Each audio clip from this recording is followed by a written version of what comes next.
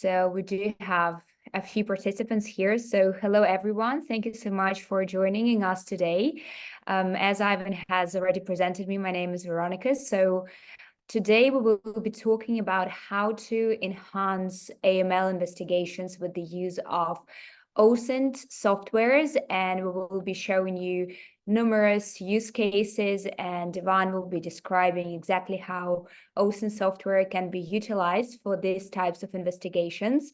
But first of all, for those who are joining our webinars for the first time, I would like to make a quick introduction into Social Links and just give you a quick overview of who we are and what we do. So we are Social Links. We are software developers. We've been operating in this industry for the past 9 years, and we're focused on making the lives of investigators a bit easier.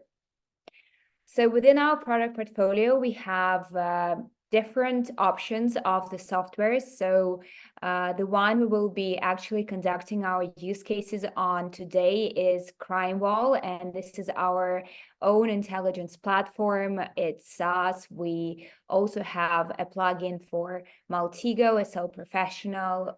Also, it works as a connector for I2. We then also have SL APIs that can be compatible with any other visualization platform of your choice. And finally, we have a SL private platform, which is an on-premise version of our capabilities.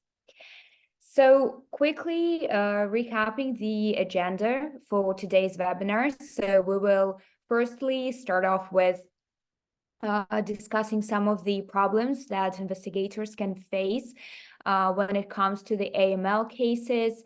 Then we will talk about how OSINT can actually be utilized and can help investigators.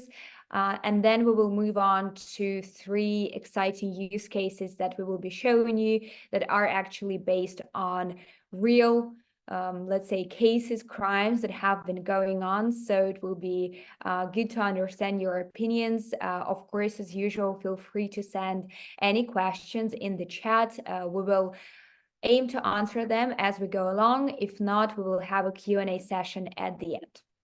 So in this case, let's begin with the problems faced during AML investigations. So first of all, of course, money laundering involves complicated networks of money moving around in different places, therefore making it hard to follow and spot the illegal activity. Then also with enhanced technologies like cryptocurrency, for example, and any other means of hiding your identity online, it is quite challenging for investigators to actually identify the movings of the money, and therefore easier for criminals to actually perform their illegal activities online. It is easier to set up fake companies, fake profiles, and it is a bit harder to actually understand whether it's fake or legitimate. So moving on, it's also becoming a bit harder to track patterns of criminal behavior online, and it is rather time and resource consuming to look through the heaps of financial information online.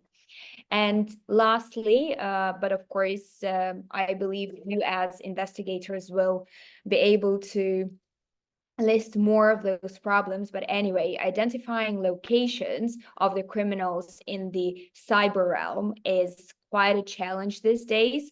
So therefore, of course, this challenges and difficulties can sometimes slow down the investigative process. So actually, how can OSINT software help investigators in the AML cases? So of course, with the OSINT software, you have a possibility to create connection maps and therefore identify those suspects, have them in a clear graphical representation, and therefore it will be easier for you to navigate through the investigation, but also it is an easier way to identify a digital footprint of your suspects. Furthermore, you can identify locations and business affiliations of the organizations that you might be looking into. And with the data that you can identify from the open sources, it can become easier to actually establish whether a company is fake or it is real. Moreover, you also can identify the digital footprint by establishing digital networks or any other identifiers that can once again confirm whether the POI that you're investigating or a company that you're looking up is legitimate or is fake. And lastly, you can use OSINT softwares for starting your investigations from different inputs, being an email address, a name of the organization, or even a phone number. So now we will actually be moving on to the use cases that we will be showing you today, and I will be passing the word to Ivan. And of course, as he will be going along, if you have any questions, please feel free to write them in the chat. Thank you. Yes, Veronica, thank you very much for the introduction. So, usually we kick off with a brief demonstration of the principles of working with data within the products that we offer, which very much reflect within our methodologies the principles of open source intelligence in general.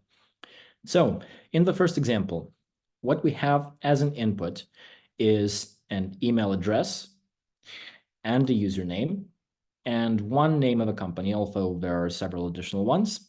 The email and username were extracted from a domain name of the website that is currently not available, that was owned by Christopher Vincent Kinahan, one of the founding members of the infamous Kinahan cartel originating in Ireland.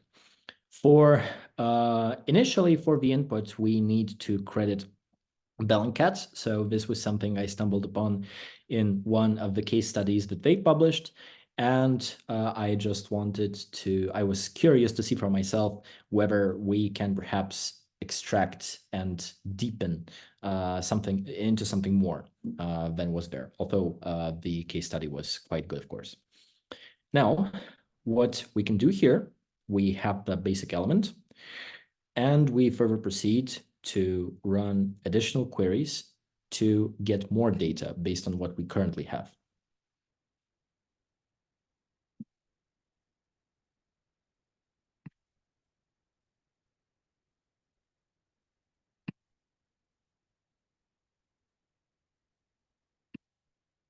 So we're going into all of the social medias. We're going to try some platforms also from the username, CD BizBroker.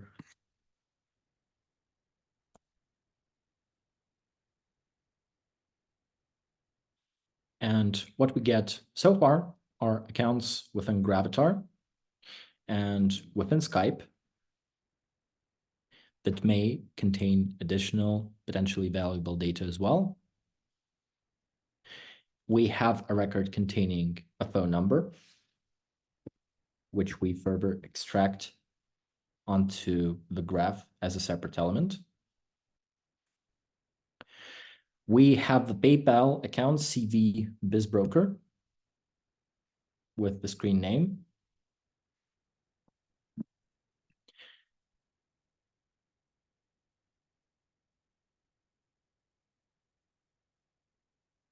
And we have the metadata of the Skype account, so stated locations of Dubai, Malaga, and Lilongwe.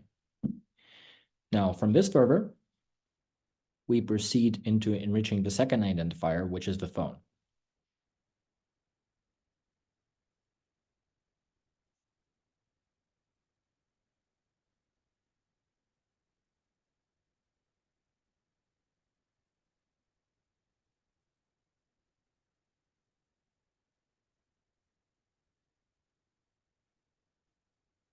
And the most interesting artifact within this particular document is the Google ID.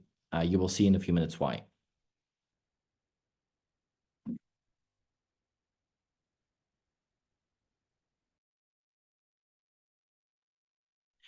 So from the phone, what we see is a true caller record with a name matching to everything that we've previously seen, Christopher Vincent. We see the fact of accounts in Twitter and Instagram existing connected to the phone. And we also see a record with a second username, Vision Agri, and a second email address. Also, a WhatsApp profile with a partial photograph.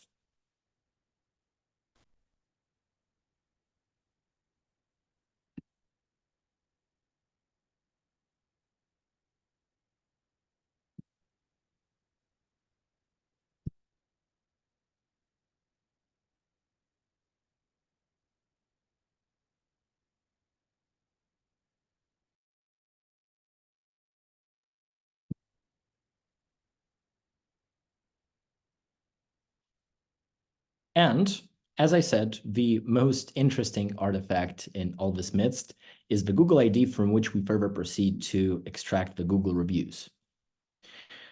So currently we're in graph view, which is the primary mode of representation of data and the environment in which the analyst would do most of their work within this intelligence software.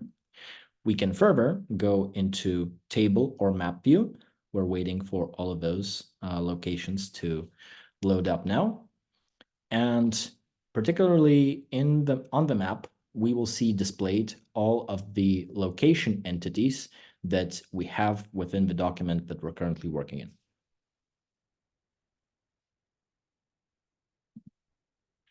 And this is how it looks. So it gives us somewhat of a pattern.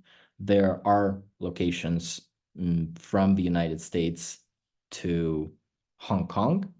There are multiple locations on the Iberian Peninsula.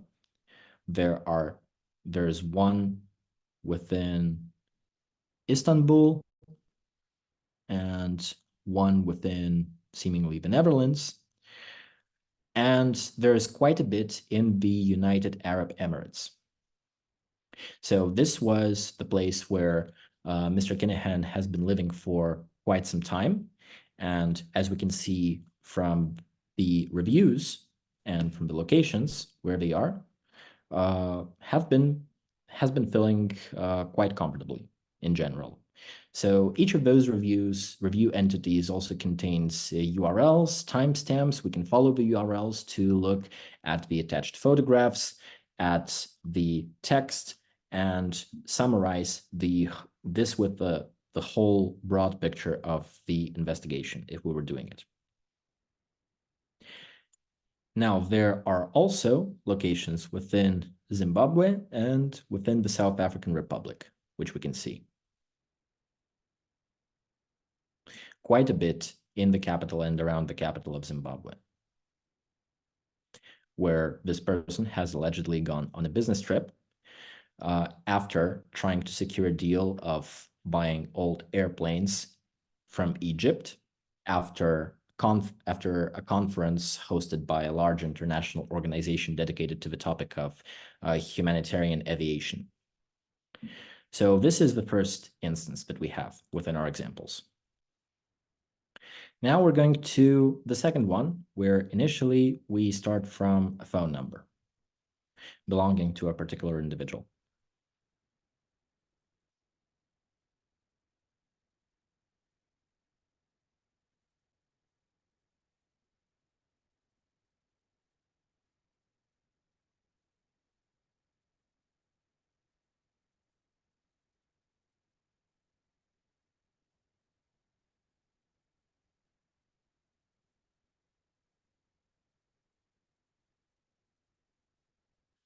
The data points that we can see so far from this phone are a Telegram account from which, and this is something that can potentially be interesting to our law enforcement clients, we can try to go into the groups where this person has either messaged in or has been a part of. A total of 18 in here. Also, there is a record with a broad location, a name of a company, and a Facebook ID.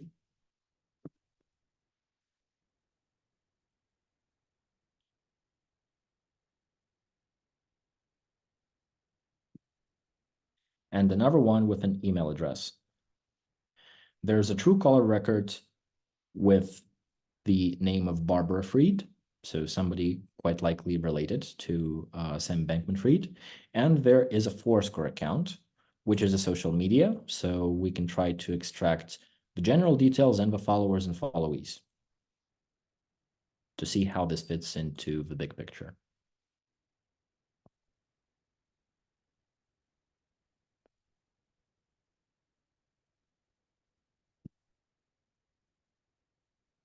We then proceed to enrich the email in the same way as we did in the previous example with Mr. Kinahan.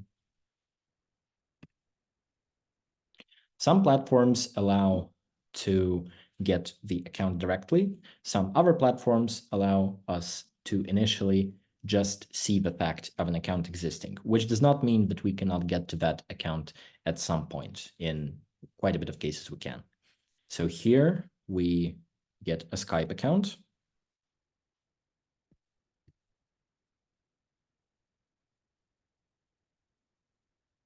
A genuine LinkedIn profile.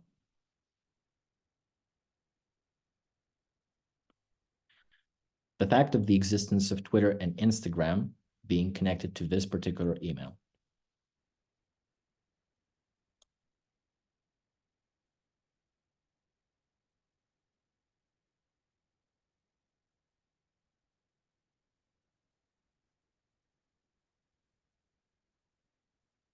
And then there's Facebook, which is also quite a rich source of data. So from this, we can go into different types of data, such as the marketplace items, the content the person has been tagged in, general details, the groups that they are a part of, pages liked by the profile, and other accounts that they are associated with.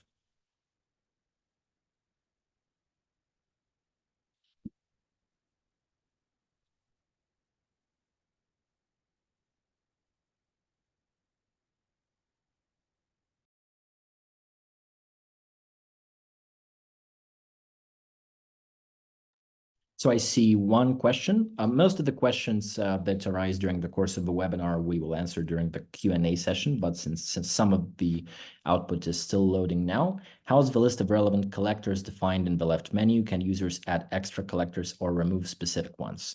So for adding extra collectors, that is something that we may have in the long-term roadmap of strategic development of the system. But the list of relevant collectors are, if an entity is selected, the collectors that are applicable to a specific type of entity that we have highlighted, that we have selected. And if an entity is not selected, those are all of the collectors that are available within the system in general. And the same logic applies to processors and scripts as well.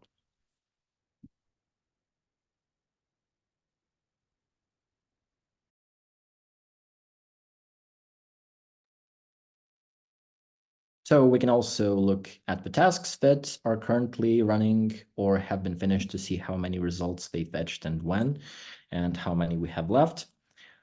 And in addition to the map view, which we showcased in the previous example with Mr. Kinahan, there is also the table view, as many people, well, at least some people are more comfortable in working with spreadsheets than with graphs. This is also available, and this is also something from where the user can run their queries from the selected objects, where the objects can be sorted by their type or by their characteristics, examined, and potentially exported in a CSV format. Ivan, just for us to discuss a little bit about this use case. So from your perspective, how does one prevent an incident like FTX or what actually happened to Sam Bankman-Fried from your standpoint? Oh, so it's actually, there is a problem, as it seems in general, in the startup world with in-depth due diligence into the founders and into their proposed projects. So that would certainly be a must. And in-depth due diligence from VCs into the founder, into their background, into their professional characteristics and credentials, into their personal network, into their actual interests, into whether they currently have any other projects, and there are some sub-variations within those procedures that can take place depending on the specific context of the case, of course. Yes. So I hope that answered your question. And yes, I see some, yeah, good. So I see some additional questions, which we will also answer during the Q&A.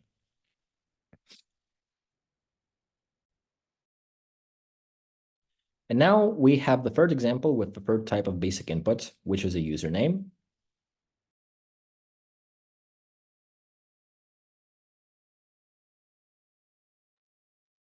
And for this one, we go into the account of a dark web vendor.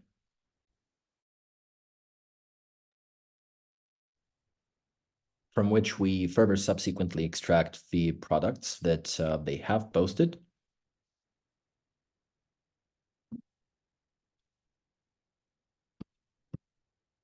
As well as a piece of metadata that is the PGP open key, from which in some instances we can pivot to email addresses. What we can see here is synthetic drugs, but also offerings of money laundering services and banknotes.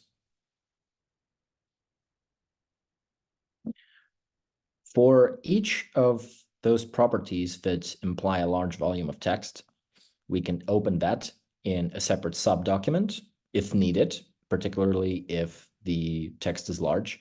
We can run some natural language processing based methods, such as summarization, extraction of topics, evaluation of general or object-specific sentiment.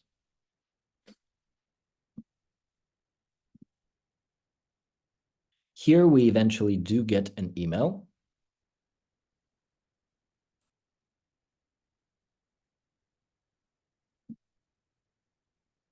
And from this one, we can go further.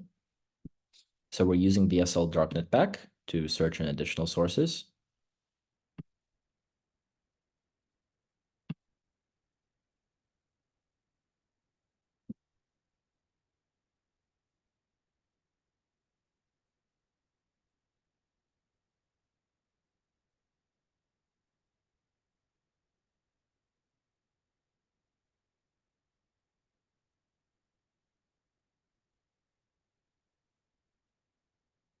We see the fact of existence of Instagram and Tumblr.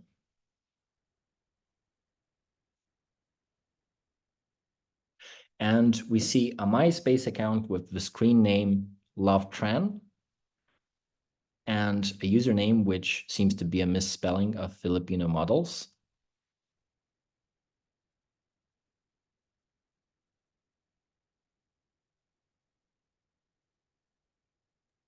So Ivan, I guess some of our attendees are also wondering, just like me. So all the data that you are showing now from the surface web, how actually sure can we be that it is directly related to the vendor in question?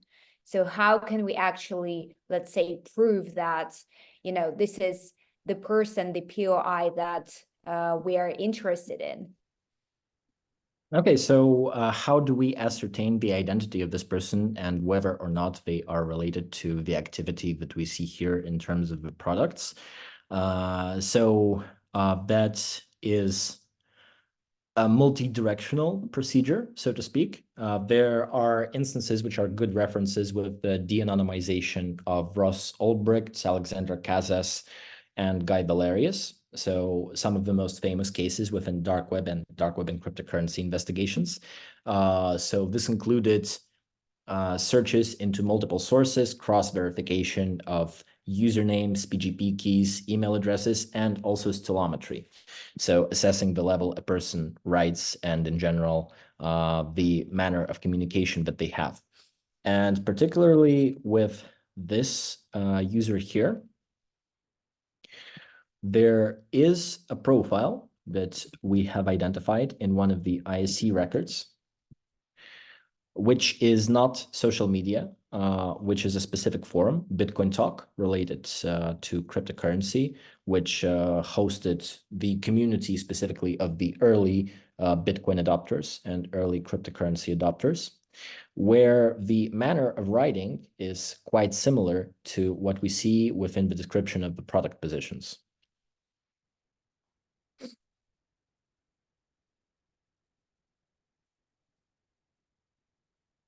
And this is the entity in question.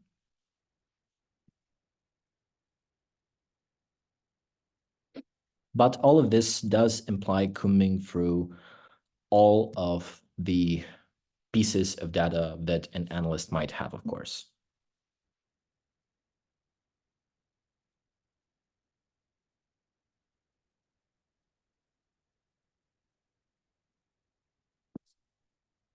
If we go to the specific user here, good luck to, on Bitcoin Talk, we will see that their manner of writing, perhaps something that we will do a bit later within the course of the webinar, is quite similar to the way they describe the product positions that they have within text.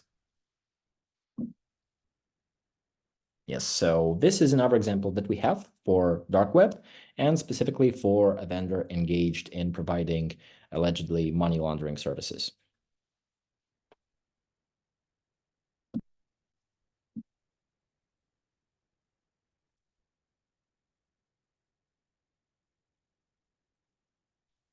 Now, within some of the next examples, we will not be launching queries as much, but exploring the different use cases and how open source intelligence can be applied to them.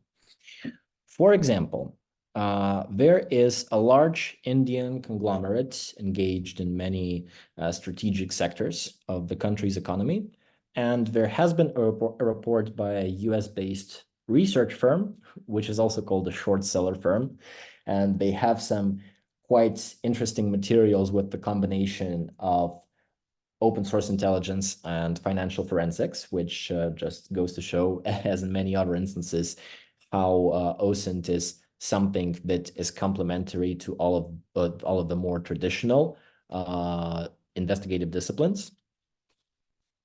And essentially, one of the main claims from the research firm was that the owner of the conglomerate, the main person in the conglomerate, has asked their relatives to set up offshore entities within different jurisdictions, but in the absolute majority of cases in Mauritius, to name them as different types of investment funds, and then buy the stocks of the companies related to the conglomerate to artificially inflate the stock price. And some of the people who are present on our webinar may be aware of that instance, as that has been quite a resonant phenomenon when it happened. And here we have the names of those companies, and we further have the output from open corporates, where we can look into the specifics, the IDs, the dates of incorporation, the legal addresses, and the jurisdiction codes. And we have some data from ICIJ offshore leaks, specifically from Paradise Papers, which is also useful in that respect. Now, this particular type of data may indeed be more comfortable to look at within a spreadsheet. And further, once we have the companies, the company's representations on the sources that we are querying for corporate data, we can further go into their legal addresses, into intermediaries, and into officers, meaning people related to those organizations, according to the source. So offshore leaks is something that is, of course, focused on island jurisdictions, but there are several others available, such as open corporates, which we also have here, which is quite multi-jurisdictional. And then there's the British Companies House, there's Sanctions Explorer, and there's OCCRP Aleph, and some additional sources that we have as well.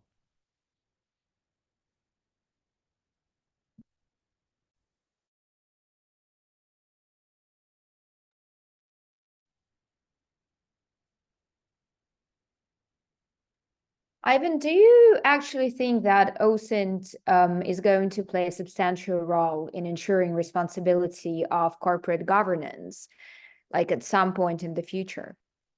Uh, from my point of view, especially particularly based on our interaction with our customers and with our partners, I think that it is playing a significant role already. So in this particular case, the report of a research firm was, as I said, a combination of open source intelligence and financial forensics.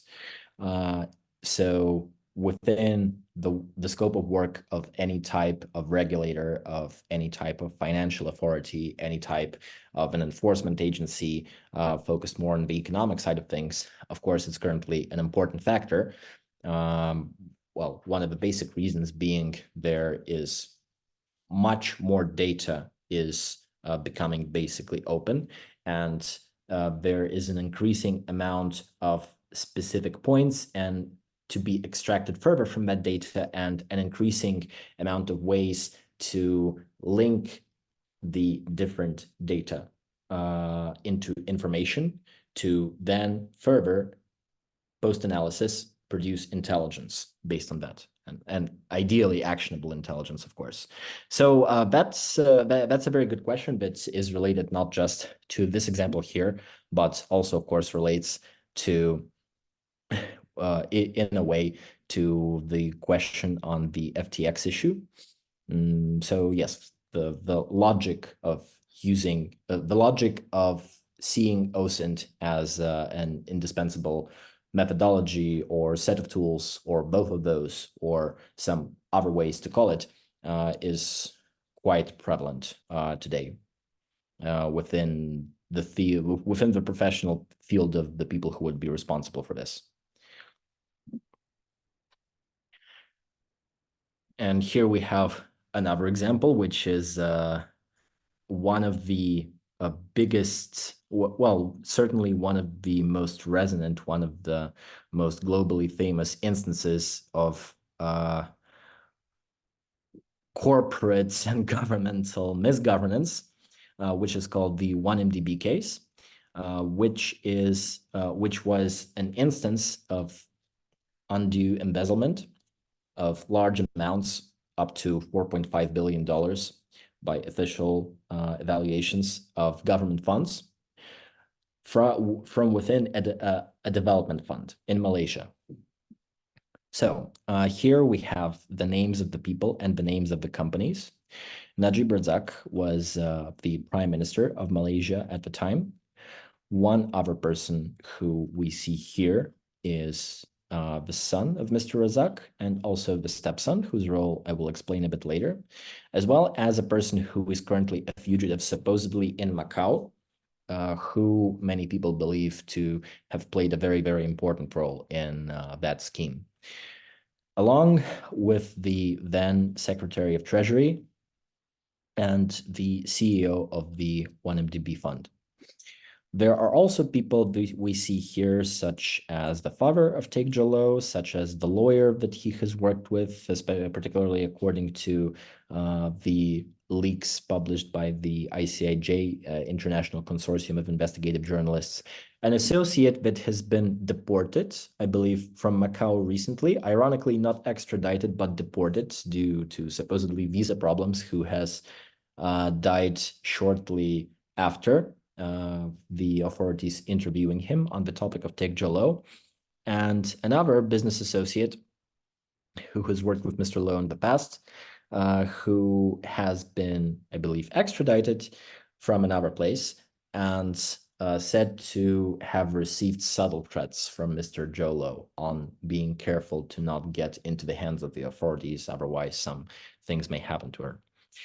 We also see the firm Baker McKenzie, which has been working at some point with Mr. Jolo, or liaising at least as with a client.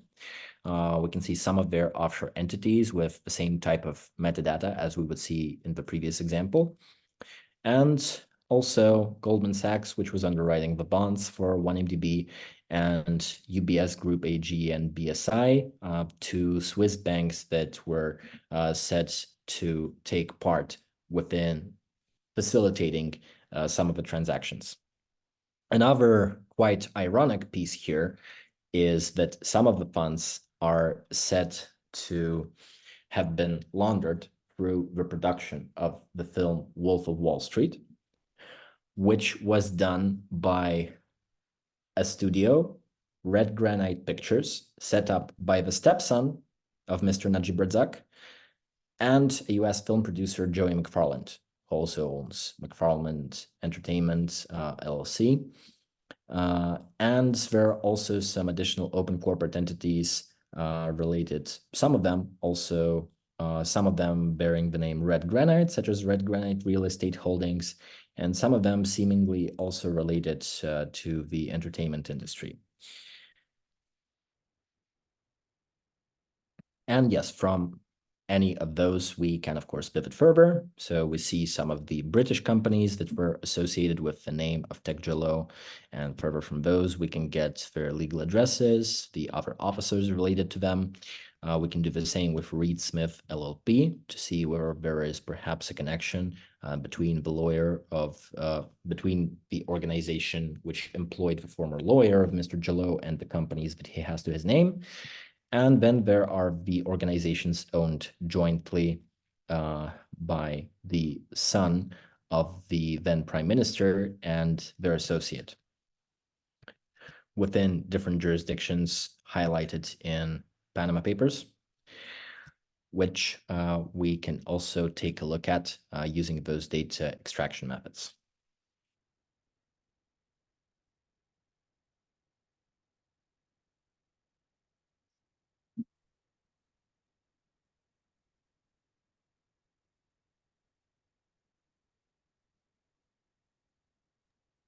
So Ivan, as you're going along, can you just tell us what is the current state of this case globally? So what is actually happening right now?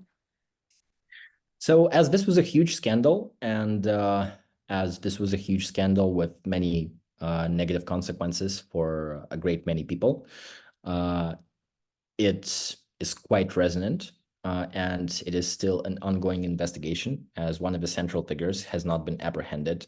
And there were reports supposedly of sightings of this person in Macau, and there were even photographs. And the people that I mentioned previously, such as the gentleman who has been apprehended after being deported from Macau, have supposedly confirmed that the person in those accidental or perhaps not so accidental photographs is indeed Mr. Jalo.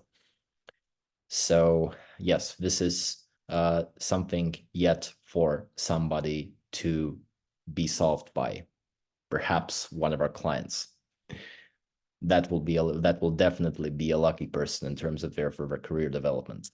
So yeah. That's very interesting. Thank you. Yeah, you're welcome. So yes, some questions that we see, again, we will go to them later. After another material that we're going to cover here, which is an instance of a very, well, not as large as one in DB, but nevertheless substantial instance of intellectual property appropriation.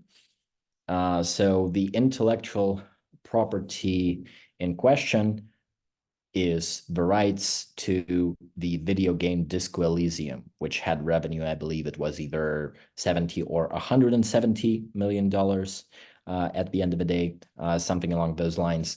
So tens of millions of dollars, which was developed by a small team of Estonian game devs. And further, through acrobatics with legal entities, was appropriated by a group that was comprised partially of investors and partially of people who came into the company more from a corporate background into managerial roles. And one of those individuals was actually a convicted financial felon in Estonia for having gathered money from investors in a different case for real estate development in Baku. And then, of course, none of that real estate has been actually developed. And then the person has went to a neighboring country and declared themselves bankrupt. And now they are supposedly a reputable businessman at this moment who is engaged in this project. There are some people, such as the early investor and initial first business development and investor relations guy, who was a minority investor, for whom we can see the social media and we can see many records within the British Companies House, as there were entities incorporated in the UK to host intellectual property, and the other entities were incorporated in Estonia.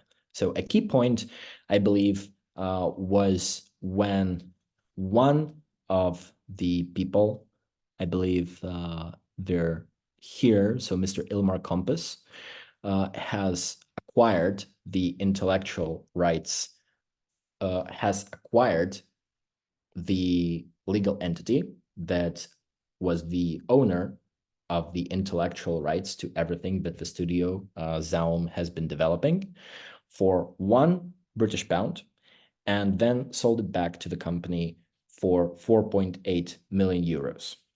And yes, that was the key point for everything else that followed.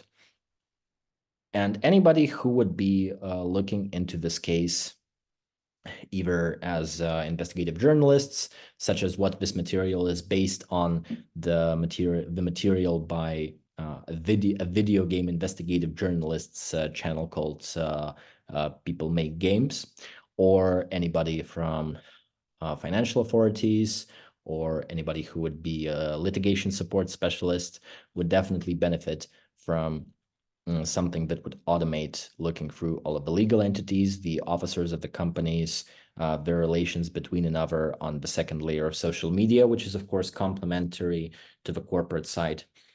And yes, this is the last example that we have for today. Ivan, so from your stand view, what do you think actually happened there? So is it once again an issue with the lack of decent due diligence, or what do you think was, the key issue that led to this kind of theft of IP and basically the whole development in the game?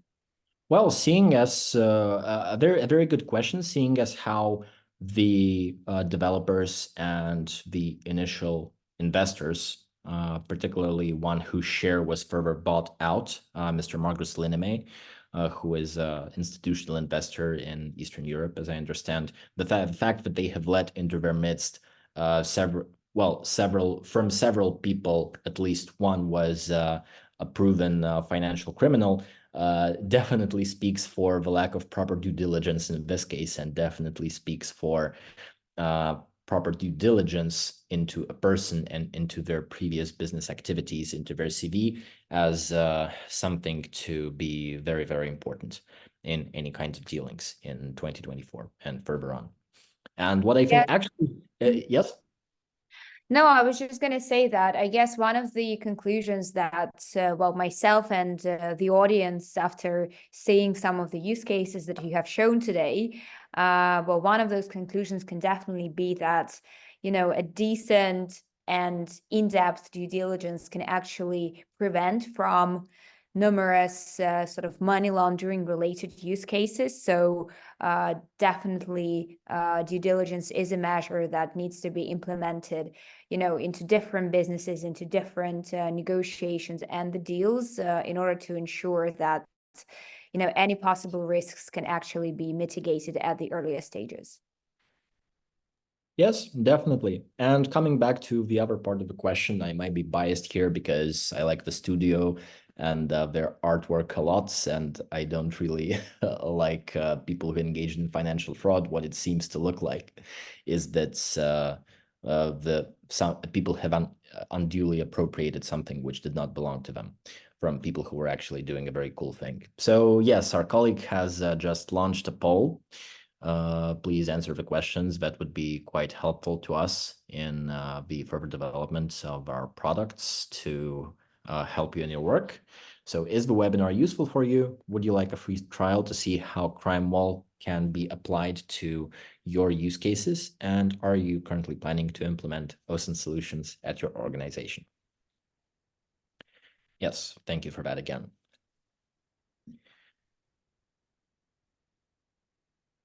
And yes, I believe here we can conclude with the sample materials, and we can go into the Q&A that we have promised you.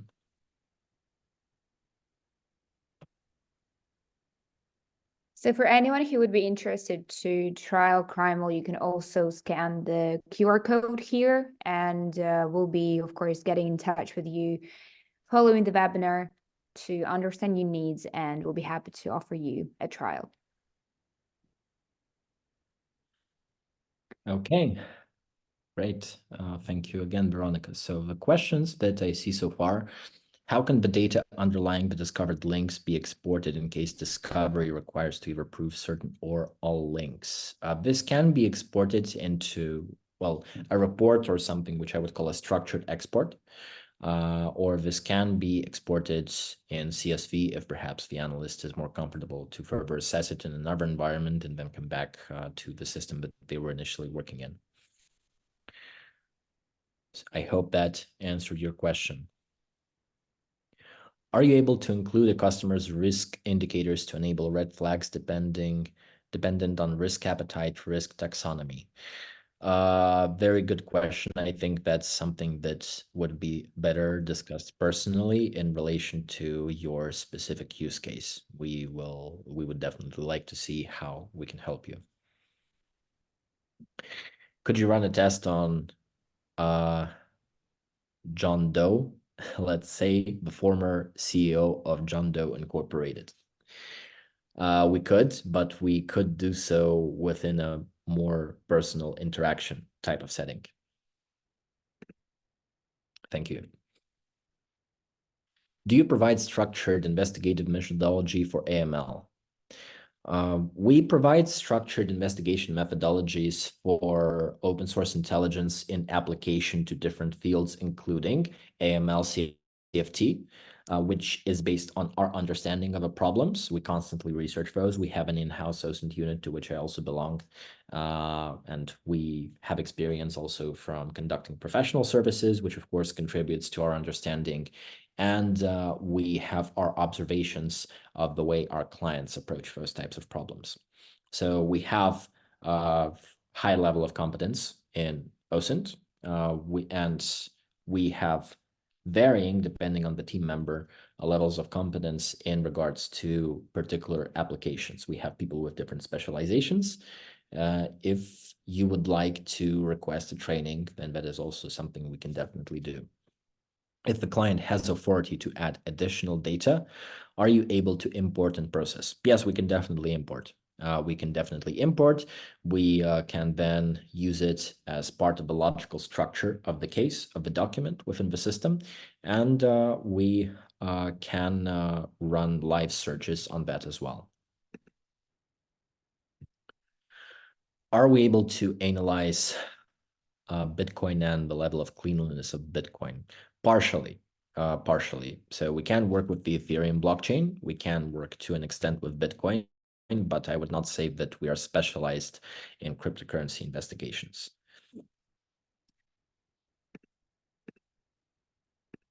Okay, seems like so far those were all of the questions. A recording will be shared after the webinar. And if anybody became interested, then you can shoot us an email and we will be glad to talk to you and see how we can be useful.